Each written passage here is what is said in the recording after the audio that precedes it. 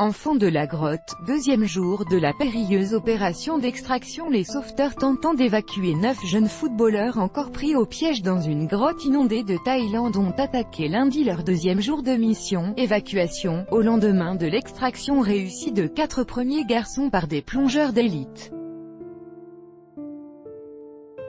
La Thaïlande tout entière espérait une issue heureuse pour les enfants et leur entraîneur de 25 ans bloqués dans la grotte de Tua Em Luang, dans le nord de la Thaïlande, depuis le 23 juin, une saga qui passionne aussi les médias étrangers, qui ont envoyé des centaines de journalistes sur place.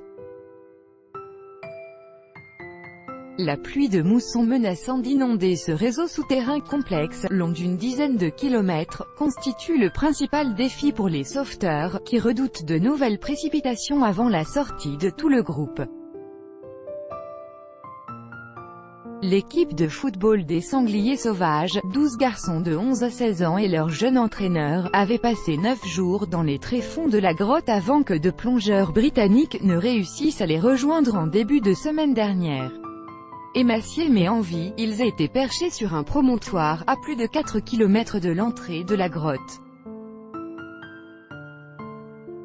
Dimanche, 4 garçons ont revu la lumière du jour, grâce à des plongeurs expérimentés qui les ont guidés le long d'un parcours tortueux, marqué par des portions inondées et étroites, en particulier un passage très difficile à franchir, dans lequel il faut se faufiler, qui est le cauchemar de la cellule de crise.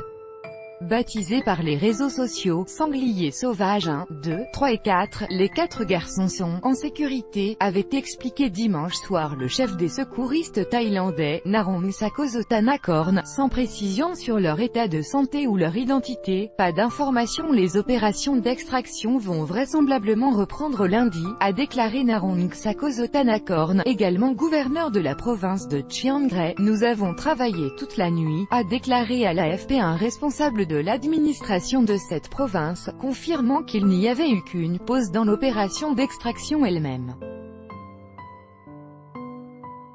Thaïlande, opération de secours copyright AFP, Laurence Chuss manque de détails rajoute à l'angoisse des parents qui attendent à l'entrée de la grotte d'être réunis avec leur enfant. J'attends toujours ici à la grotte, je croise les doigts pour voir si mon fils sera parmi ceux qui sortent aujourd'hui, dit à l'AFP Supalook Sompingé, la mère de Firapa, communément appelée par son surnom, Night. Nous avons entendu parler de 4 garçons mais nous ne savons pas qui c'est.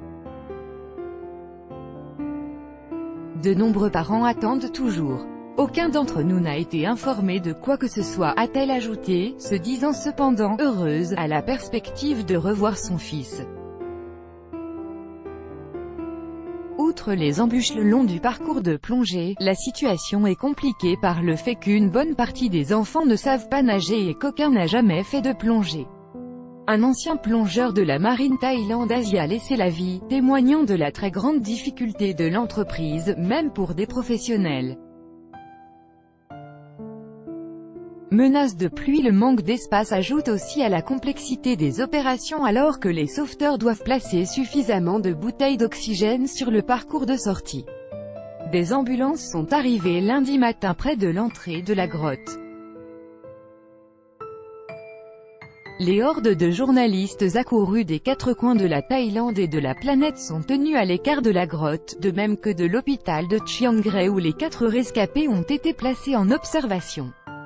La famille de Night pense que le groupe a décidé d'explorer la grotte après leur entraînement de football pour célébrer son 16e anniversaire.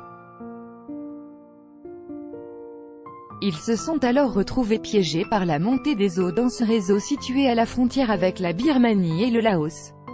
Après leur découverte par les plongeurs britanniques, les sauveteurs ont désespérément passé en revue toutes les solutions possibles, percer des tunnels dans la montagne ou attendre sous terre pendant des semaines la fin de la mousson.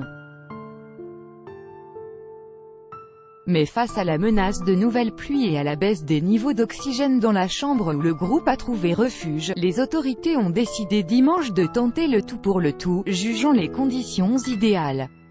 Le chef de la junte au pouvoir en Thaïlande depuis un coup d'État en 2014, le général Prayut Chan-o-cha, est attendu sur place dans l'après-midi. Tout droit de reproduction et de représentation réservé, copyright 2018, Agence France Presse.